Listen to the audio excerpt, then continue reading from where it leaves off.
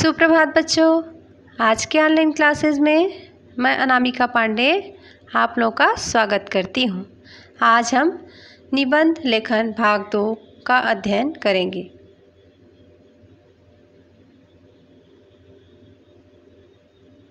निबंध लेखन के अंतर्गत आज हम लेकर आए हैं झांसी की रानी लक्ष्मीबाई। प्रस्तावना। भारतीय वसुंधरा को गौरवान्वित करने वाली झांसी की रानी वीरांगना लक्ष्मीबाई वास्तविक अर्थ में आदर्श वीरांगना थी। सच्चा वीर कभी आपत्तियों से नहीं घबराता है, ऐसी ही थी वीरांगना लक्ष्मीबाई।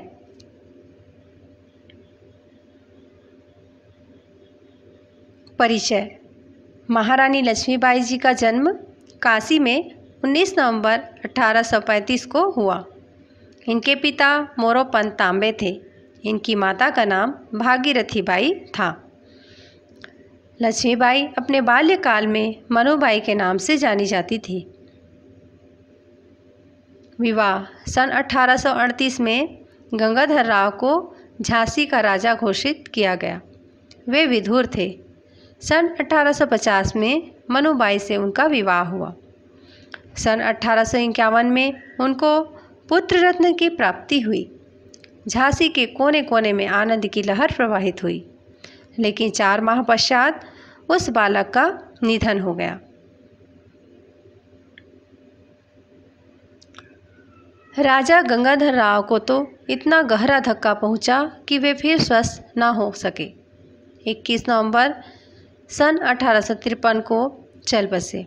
राजा गंगाधर राव ने अपने जीवन काल में ही अपने परिवार के बालक दामोदर राव को दत्तक पुत्र मानकर अंग्रेजी सरकार को सूचना दे दी थी, परंतु ईस्ट इंडिया कंपनी ने दत्तक पुत्र को अस्वीकार कर दिया।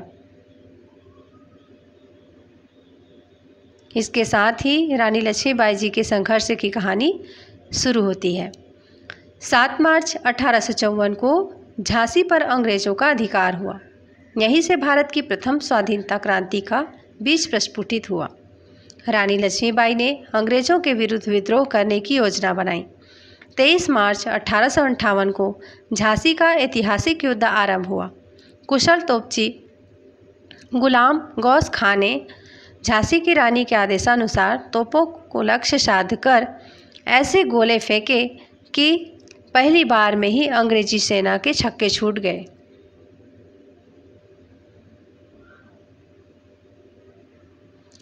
रानी लक्ष्मीबाई ने 7 दिन तक वीरतापूर्वक झांसी की सुरक्षा की और अपनी छोटी सी सशस्त्र सेना से अंग्रेजों का बड़ी बहादुरी से मुकाबला किया।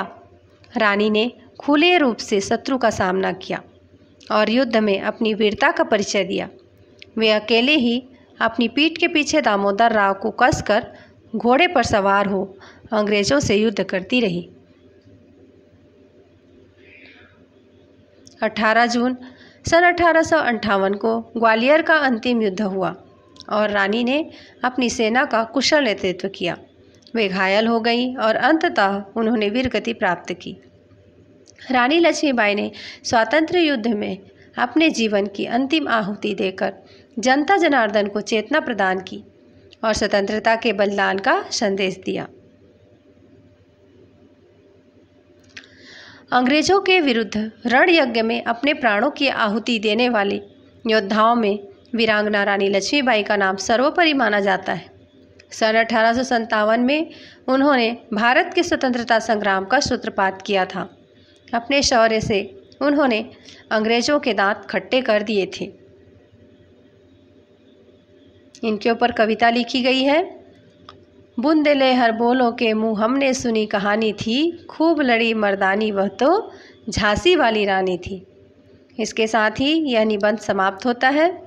एक दूसरा निबंध भी देख लेते हैं। दूसरा निबंध है हमारे राष्ट्रीय प्रतीक। हमारा राष्ट्रीय ध्वज हमारी शान, हमारा तिरंगा हमारा सम्मान। आइए देखते हैं हमारे राष्ट्रीय प्रतीक के ऊपर निबंध। प्रत्येक स्वतंत्र राष्ट्र के कुछ राष्ट्रीय प्रतीक होते हैं। ये प्रतीक उस राष्ट्र की पहचान होते हैं। भारत एक स्वतंत्र राष्ट्र है। उसके कुछ अपने राष्ट्रीय प्रतीक हैं। हमारे 5 प्रमुख राष्ट्रीय प्रतीक हैं: राष्ट्रध्वज, राष्ट्रगान, राष्ट्र चिन्ह, राष्ट्रीय पक्षी और राष्ट्रीय पशु। इनके माध्यम से भारत के राष्ट्रीय स्वरूप की पहचान बनती है। सभी भारतवासी इन राष्ट्रीय प्रतीकों के प्रति सम्मान और निष्ठा की भावना रखते हैं।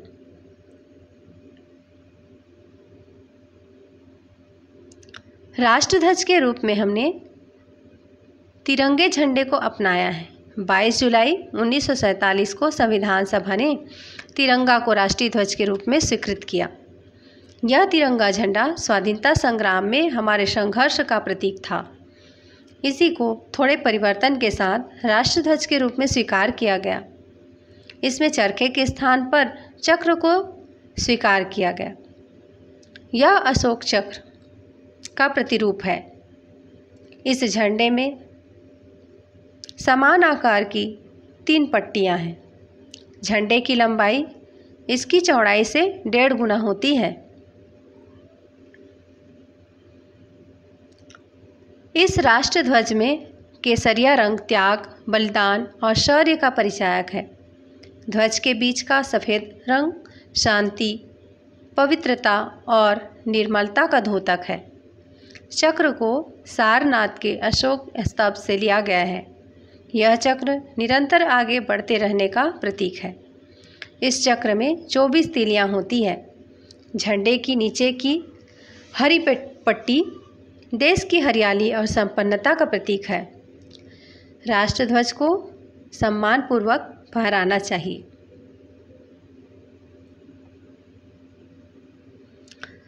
राष्ट्रगान की रचना कविवर रविंद्रनाथ टैगोर ने की। जन गण मन हमारा राष्ट्रगान है। भारत का राष्ट्र चिन्ह सारनाथ के अशोक स्तंभ से लिया गया है।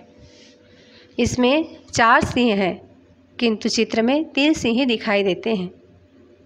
सिंहों के नीचे घोड़े और बैल के चित्र हैं। इन दोनों चित्रों के बीच में चक्र है। इसके नीचे सत्यमेव जयते लिखा है। इसका अर्थ है सत्य की ही विजय होती है।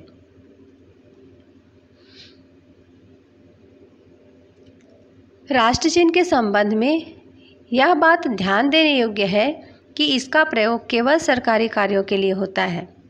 मोर हमारा राष्ट्रीय पक्षी है और बाघ हमारा राष्ट्रीय पशु। राष्ट्रीय पशु होने के कारण बाघ का वन्य जंतुओं में विशिष्ट स्थान होता है। इसे मारना अपराध है। हमारे राष्ट्रीय प्रतीक हमारी सांस्कृतिक अस्मिता की पहचान से जुड़े हुए हैं। ये देश की गौरवमयी परंपराओं एवं जीवन मूल्यों को प्रकट करते हैं।